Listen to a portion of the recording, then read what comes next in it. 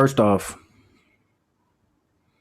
I have a dog that is very disrespectful, and he is what we characterize as a habitual line stepper.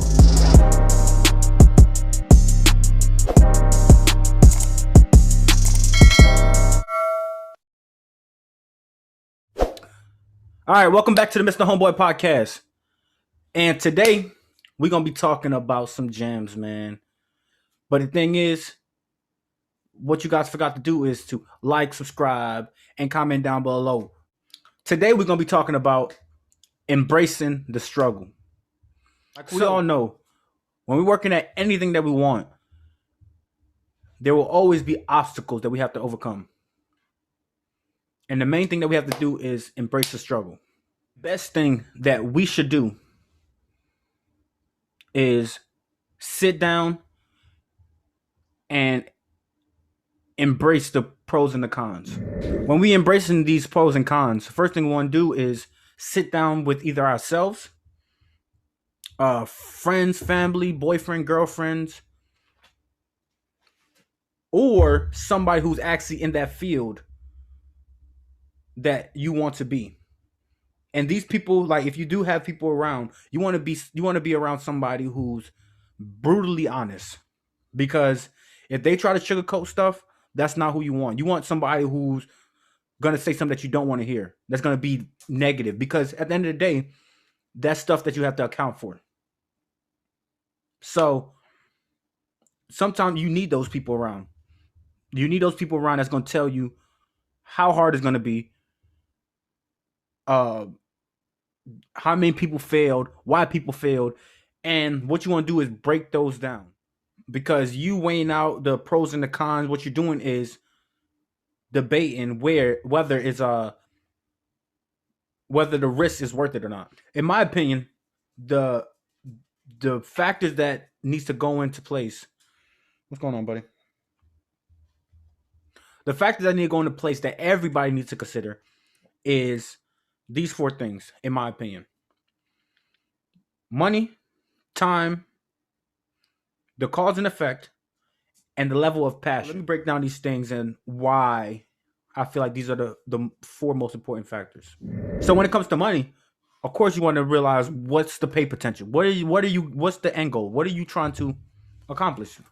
Because what's the goal here? Because I assume that the goal that you want to reach is because you have a passion behind it, or you have something where this is paying way more than what you're getting right now. Second thing is, what's the difference between the money that you're getting and the money that you desire to get versus what you have right now? Because the main thing that I stress is budgeting. And you could kind of factor, because the main thing you want to do is, even though right now you may not have enough money or stuff like that, imagine what you get paid right now is $1,000 and your future job is $4,000, $3,000, $5,000 a month, and you continue that $1,000 lifestyle. You see where we're going? That's how you build generational wealth, and that's how you could manage your money. You can spend your money how you want by cutting your expenses. So that's one thing that I stress: cut down on your budget. Sit down, reflect. Next thing about money: will the money that you're making from your new goal, will that help you get to the point that you want?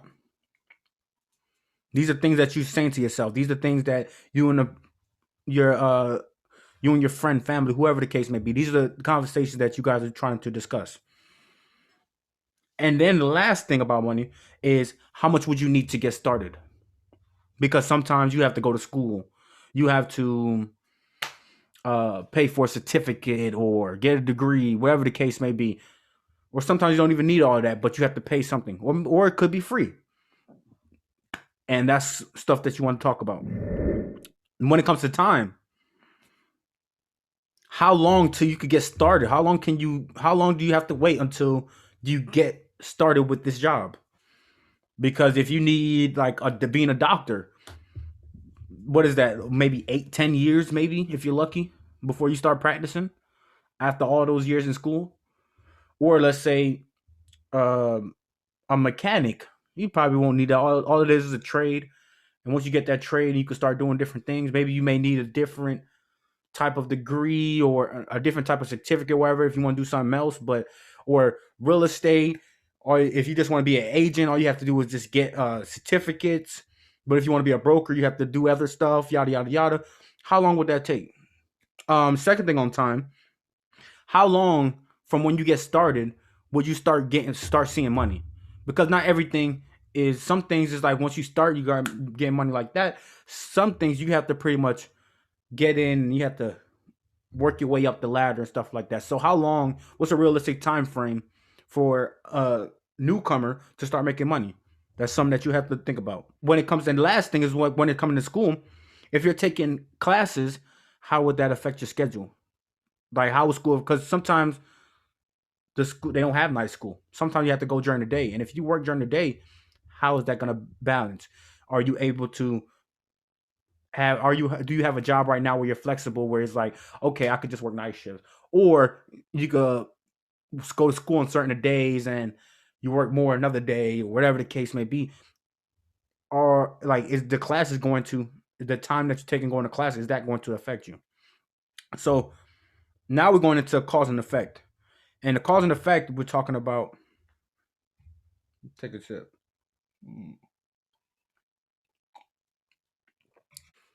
When it comes to cause and effect, you have to value and weigh out the options of, with this career, how would it affect you? Would it affect your social life? Would it affect your things you do on social media, your downtime, your family time? These are things you need to put into consideration. Because let's say something like I don't know, something like a government job or something like that. You can't really post all your political views like how you want to, because anything you do will represent them. Or let's say the job that you want, yeah, that's what you want, but maybe it affects like the time you spend with your family. Like maybe the job you want is pretty much like a night work, but your kids go to school during the day. So you'll be off during the day, and then when your kids get home, you got to go to work. Maybe it doesn't line up, or something like your downtime. Like maybe you have to sacrifice, and are you willing to sacrifice your downtime? So that's stuff that you want to consider. And the last thing is your level of passion. How bad do you want it? Like I always stress. And this is a question that you have to answer yourself. You can't, with the advisor you have, family member, friend, they can't answer it for you. You have to answer this. So you guys want to get to a point. Hey, leave some for later.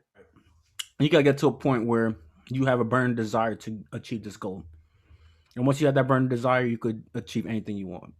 And I feel like a couple of things that you have to, of course, address why you're once you figure out yourself, you like it's gonna like the hardest thing is gonna be changing your life, and that's gonna be the hardest thing. Just like with breaking any habit, let's say you have smoking, uh, being lazy or sleeping or whatever the case may be, watching a TV show, and all of a sudden you have to like lighten the load or change how you do things. That's the hardest thing to do. And that burn desire, that passion that we talked about, will help you get to that point because you really want it that bad. That burn desire that we talk about, that will help you get past like different lifestyles. Maybe you have to go to school to get this stuff, and you have to spend so much time. Now you probably can't go out like you want to, or like you can't spend time. Maybe you have to sacrifice time with friends because you really want this. And sometimes you have to do it. In like all successful people, you have to get to a point where you're sacrificing something. And yeah, you like I feel like you have to be selfish in a certain way. And selfish for the short term in order to achieve something for the long term. So being selfish is not all the way bad, but you could be selfish for a purpose, for a bigger purpose.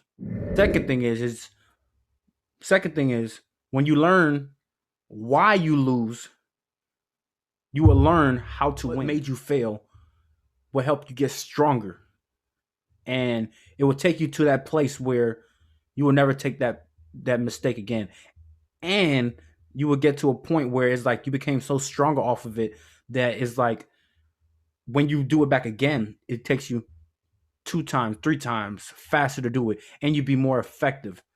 And that's the main thing. You want to be as effective as possible. So when we're talking about failing, you have certain cases where people learn from others' mistake, and people can hear somebody's stories or see somebody else struggling, more of like maybe a little sibling or whatever the case may be, a younger sibling, seeing their older brothers, sisters, mother, father, wherever the case may be, um, bump their head. They learn from them bumping their head, and they just say, "Okay, I see what it does if this happens, so I'm just not gonna do it." Some people learn like that, but majority of people have to learn by bumping their own heads. And you have to sit back and be in a positive mood or a positive mentality to know that whenever you do bump your head, you can't take the negatives out of it, because it's not good. The negative's not going anywhere. You have to take the positives out. When you take that positive out, you could change the whole outcome. Because if you dwell on that negative, you're gonna be stuck in that situation. So see the brighter side of every situation, so